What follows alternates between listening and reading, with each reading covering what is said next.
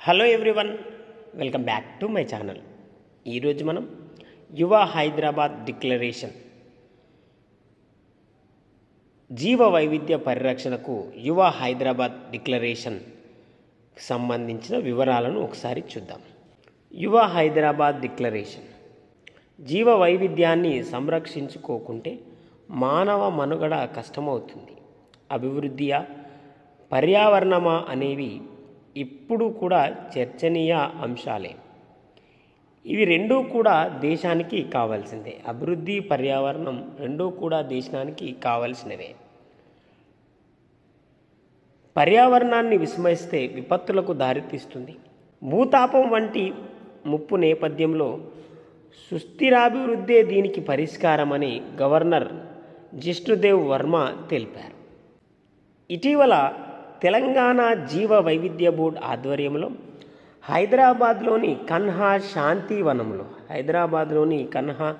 శాంతి వనములో 3 రోజుల పాటు నిర్వహించిన మొట్టమొదటి జాతీయ జీవ వైవిధ్య సదస్సు గత శనివారం ముగిసింది. దీనికి దేశంలో వివిధ ప్రాంతాల నుంచి 70 మందికి పైగా విద్యార్థి ప్రతినిధులు తరలివచ్చారు. ఈ సదస్సుకు ముఖ్య అతిథిగా హాజరైన గవర్నర్ మాట్లాడుతూ, ధార్మిక విధానంలో నాగరికత వర్ధిల్లిన దేశం మనదని, పర్యావరణ పరిరక్షణ మన అందరి తక్షణ కర్తవ్యమని తెలిపారు. ఈ సదస్సులో జీవ వైవిధ్య పరిరక్షణకు విద్యార్థి ప్రతినిధులు రూపొందించిన 9 అంశాలతో కూడిన హైదరాబాద్ డిక్లరేషన్ను ఆయన ప్రకటించారు. ఇకపై ప్రతి సంవత్సరం నిర్వహించాలని ప్రభుత్వం నిర్ణయించినట్లు రాష్ట్ర అటవీ పర్యావరణ శాఖల ముఖ్య కార్యదర్శి అహ్మద్ నదీం తెలిపారు.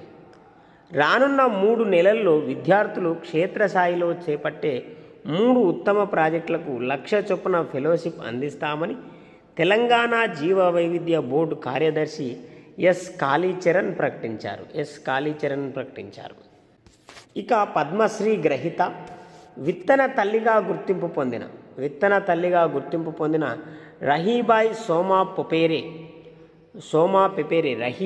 సోమా పెపేరే మాట్లాడుతూ, మన దేశంలో చైనా వంగడాలను సాగు చేస్తున్నారని, వీటి వల్ల పర్యావరణానికి తీవ్రంగా నష్టం వాటిల్లుతుందని ఆమె ఆందోళన వ్యక్తం చేశారు.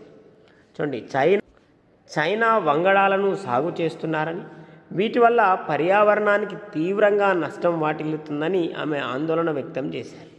ఇక ఈ సదస్సులో 9 అంశాల పేరుతో హైదరాబాద్ డిక్లరేషన్ని ప్రకటించారు.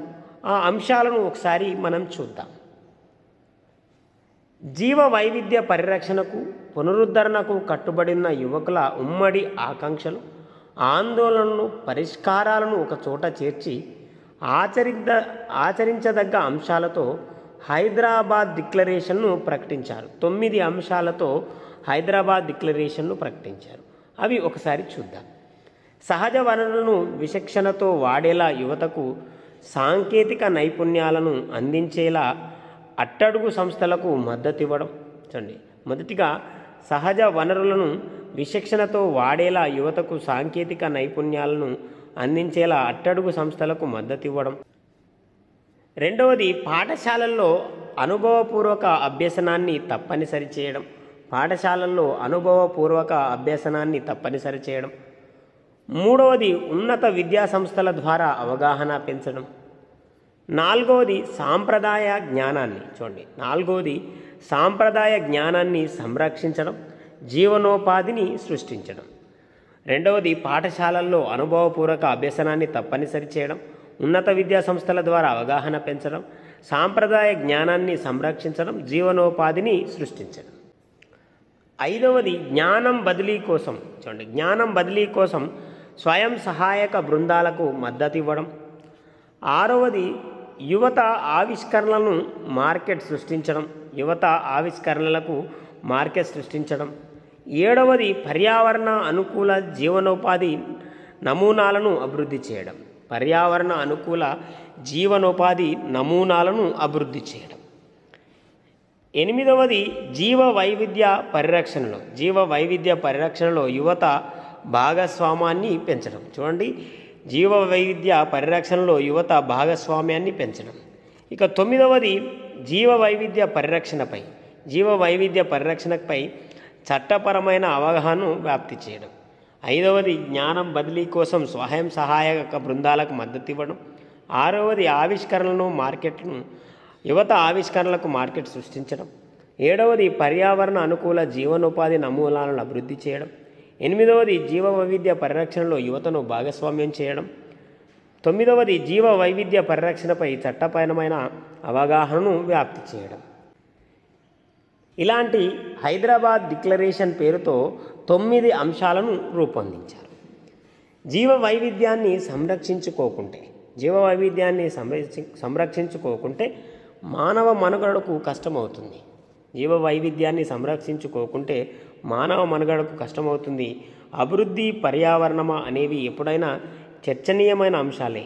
ఇవి రెండు దేశానికి కావాల్సింది. పర్యావరణాన్ని విస్మరిస్తే విపత్తులకు దారితీస్తుంది. ఇది ఫ్రెండ్స్, హైదరాబాద్లోని కన్హా శాంతివనంలో జరిగిన జీవ వైవిధ్య సదస్సులో హైదరాబాద్ యువ డిక్లరేషన్ పేరుతో నిర్వహించిన జీవ వైవిధ్య సదస్సు గురించిన కొంత సమాచారం. ప్లీజ్ ఫ్రెండ్స్, ఈ ఛానల్ మీకు యూస్ఫుల్గా ఉందని నేను భావిస్తున్నా. Please like, share and subscribe to my channel. Thank you very much guys.